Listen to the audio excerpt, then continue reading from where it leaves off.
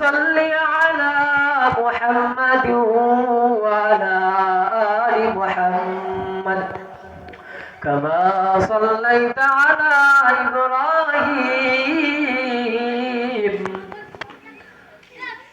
إنك حميد مجيد اللهم بارك على محمد وعلى آل محمد كما باركت على إبراهيم وعلى آل إبراهيم إنك حميد مجيد الحمد لله মহান রব্বুল আলামিনের কাছে লাখ কোটি শুকরিয়া যেই মহান রব্বুল আলামিন আজকে হাফেজিয়া মাদ্রাসার উদ্যোগে এক বিশাল তাফসীরুল কুরআন মাহফিলের আয়োজন করা হয়েছে।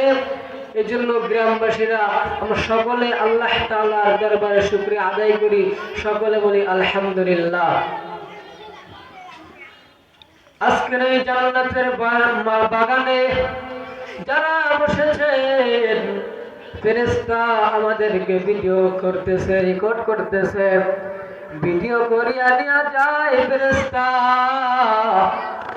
নিয়া আল্লাহ তাআলার দরবারে চলিয়া যাইবে। আল্লাহ তাআলার দরবারে যাওয়ার পর মাওলা ডাক দিয়া বলে, ও ফেরেশতা তোমরা কই গেছিলা? ফেরেশতা বলেন, ওরে মাওলা হাফেজিয়া মাদ্রাসায় এক বিশাল মাহফিলের আয়োজন করা হয়েছে, ওই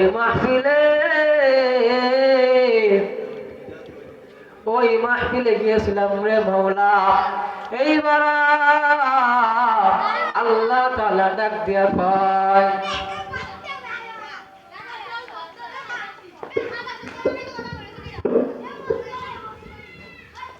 আল্লাহ তাআলা ডাক দিয়া বলেন, ও ফেরেশতা তারা কি আমাকে তারা কি দেখেছেন? ফেরেশতা জানাইয়া দেয়, না রে মালিক, তোমাকে তারা দেখি নাই রে মালিক। আমার মাওলা ফেরেশতার কাছে আবার জিজ্ঞাসা করে, ওরে ফেরেশতা তারা কি আমার জান্নাত দেখেছে? বলেন, না রে মাওলা, তোমার জান্নাত দেখি নাই। আমার মাওলা ফেরেশতাকে ডাক দিয়া বলেন, ওরে ফেরেশতা তারা কি আমার জাহান্নামকে দেখেছেন? আবার ফেরেশতা ডাক দিয়া বলেন, না না না, ও মাওলা তোমার জাহান্নাম বান্দারা দেখি নাই। আল্লাহ তাআলা ফেরেশতাকে বলেন, ওগো ফেরেশতা তোমরা সাক্ষী থাকিয়া যাও, আমি ওই বান্দাগুলোকে মাফ করিয়া দিলাম। সুবহানাল্লাহ। অন্তর আর ভাই বোনেরা, আজকে এই মাহফিলে আমরা সকলে থাকবো ইনশাআল্লাহ। ভাই মাহফিল প্যান্ডেল শেষ করিয়া যাব। আজকে এই মাহফিল প্যান্ডেলটা হবে জান্নাতের বাগান। আগামী কালকে জান্নাতের বাগান থাকবে না, আগামীকাল থাকবে খেলার মাঠ, কিন্তু আজকে এটা জান্নাতের বাগান।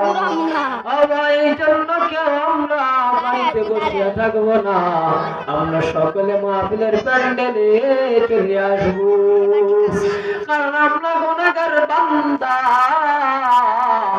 আমরা তো ওই কবরের আযাব সহ্য করতে পারবো না। জাহান্নামের আগুন মাহুন সইতে পারবো না।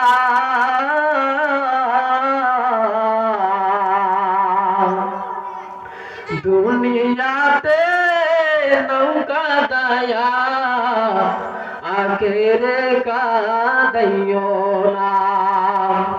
আমরা ওই জাহান্নামের আগুন সহ্য করতে পারবো না রে ভাই। যদি দুনিয়ার আগুন সহ্য করা যায় না, দুনিয়ার মনের আগুন সহ্য করা যায় না, কেমন করিয়া সহ্য করবি ওই জাহান্নামের আগুন?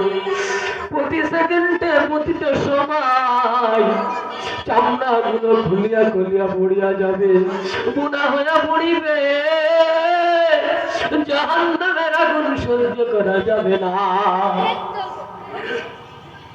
এই জন্য ভাই আমরা কেউ নামাজ ছাড়বো না, 5 ওয়াক্ত নামাজ আমরা জামাতের সহিত আদায় করব।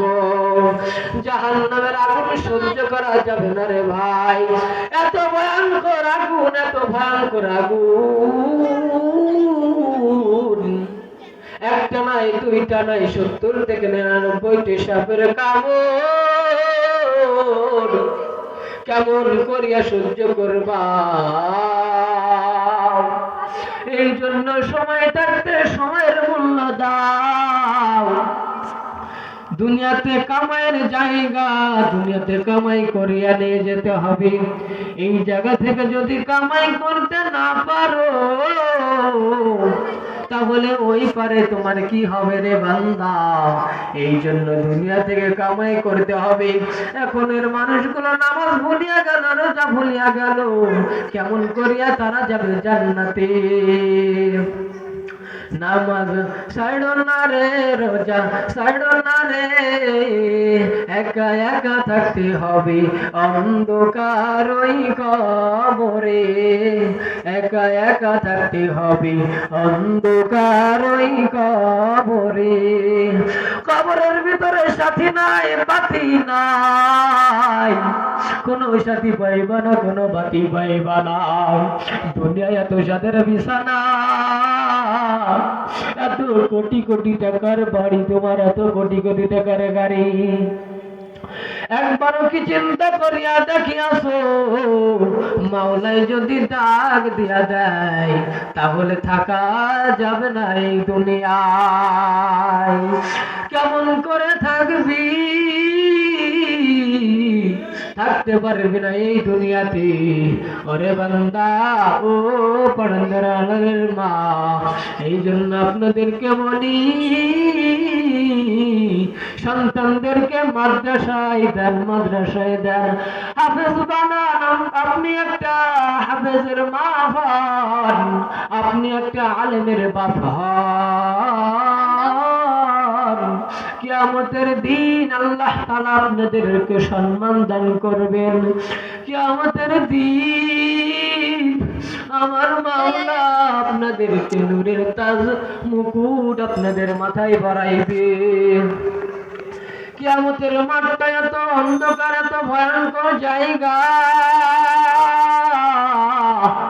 ওই দিন আপনার আমার মাথায়, আপনার পিতা মাতার মাথায় নূরের তাজ আমার মাওলা পরিধান করাইবেন। সন্তানকে মাদ্রাসায় সুশিক্ষা দান করান, সন্তানকে মাদ্রাসায় পড়ান, সন্তানকে আলেম বানান, সন্তানকে হাফেজ বানান। ওরা ভাই যে কথা বলতেছিলাম, এই জন্য নামাজ ছাড়া যাবে না, 5 ওয়াক্ত নামাজ পড়তে হবে, নামাজের পাবন্দি হতে হবে। রমজান মাসের রোজাকে ছাড়া যাবে না, রোজা রাখতে হবে। আল্লাহ তাআলা আমাদেরকে বেশি বেশি রোজা রাখার তৌফিক দান করুন। ও পর্দার আড়ালের মা, বৃষ্টি ছেড়ে দিছে, কেমন করিয়া সহ্য করবি জাহান্নাম? ওই জাহান্নামের আগুন, সাপের কামড়,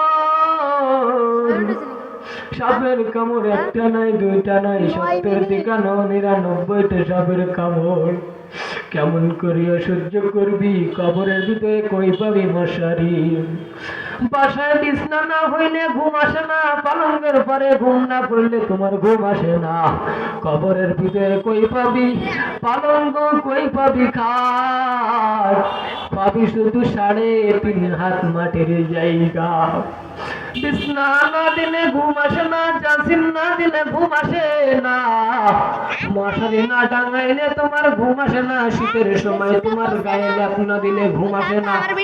কেমন করিয়া অন্ধকার কবরে থাকবারে বান্দা, ওই কবরে থাকতে পারবি না। কবরের ভিতরে মশারি কই পাবি, মশারি পাবি না, বিছনা চাদর পাবি না, আরামের জাসিম পাইবা না, কোনো কিছু পাইবা না রে বান্দা। এই জন্য যদি কবরের ভিতরে শান্তি করতে চাও, যদি জান্নাতের দরজা যদি তোমার কবরের সাথে সংযোগ করতে চাও, তাহলে নামাজ